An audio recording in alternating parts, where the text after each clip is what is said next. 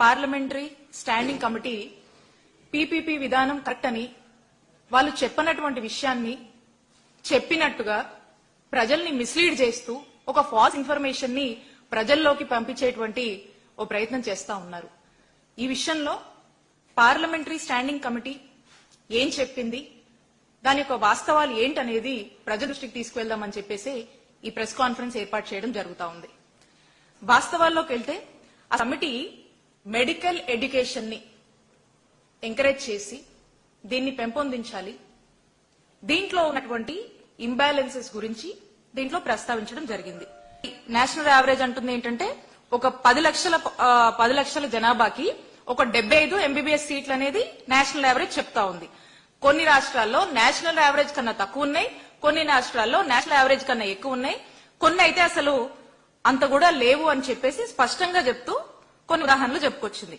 అయితే మన రాష్ట్రంలో మా నాయకుడు జగన్మోహన్ రెడ్డి గారు ఈ అసమానతలు ఉండకూడదని, ఇంబ్యాలెన్స్ ఉండకూడదని చెప్పేసి ఆనాడే జగనన్న ప్రభుత్వంలో 5 ఏళ్ల కిందే ఒక దూరదృష్టితో ఆలోచించి మా నాయకుడు జగన్మోహన్ రెడ్డి గారు మా జగనన్న ప్రభుత్వంలో 17 గవర్నమెంట్ మెడికల్ కాలేజ్ ఈ రాష్ట్రం తీసుకురావాలని చెప్పేసి సుమారు 8,500 కోట్లు ఖర్చు చేస్తూ ఒక చక్కటి ఆలోచన శ్రీకారం చుట్టారు. దీంట్లో భాగంగా 7 కాలేజీలు మేము కట్టడం జరిగింది, 5 మేము ప్రారంభించాము.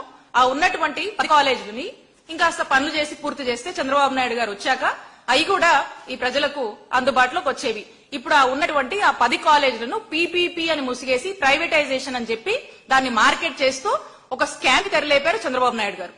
ఈ ఫీజు కొంత ఈ ప్రైవేట్ కాలేజ్ లో పిల్లలు చదువుకోవడానికి, మెడికల్ ఎడ్యుకేషన్ చదవడానికి చాలా ఎక్కువగా ఉంటుంది. 60 లక్షల నుంచి ₹1 కోటి వరకు, లేదా ఇంకెక్కువ ఉన్న ఆశ్చర్యం లేదు.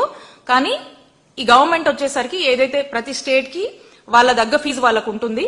సో కాబట్టి ఆ ఫీ స్ట్రక్చర్ తో పాటు ఇంకొక ఈ consultation of the fee regulatory కమిటీతో కూడా డిస్కస్ చేసుకుని ఈచ్ ఆఫ్ ద స్టేట్స్ కూడా ఆ 50% సీట్స్ డిసైడ్ చేయొచ్చు అని చెప్పి చెప్తా ఉంది.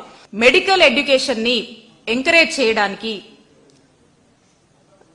దాన్ని ఎక్స్ప్లోర్ చేయడానికి కానీ ఎంకరేజ్ చేయడానికి కానీ ఈ చదువులు చదివేటువంటి విద్యార్థులకు అవసరం అయితే డిజర్వింగ్ స్టూడెంట్స్ కి సెంట్రల్ మినిస్టర్, సెంట్రల్ గవర్నమెంట్ అలాగే స్టేట్ గవర్నమెంట్ రెండు కూడా కలిపి పనిచేసి అవసరమైతే ఆ డిజర్వింగ్ స్టూడెంట్స్ కి ఈ మెడికల్ ఎడ్యుకేషన్ చదువుకోవడానికి ఎంకరేజ్ చేద్దాం అనేటువంటి ఆలోచనని రికమెండ్ చేస్తూ చెప్తుంది.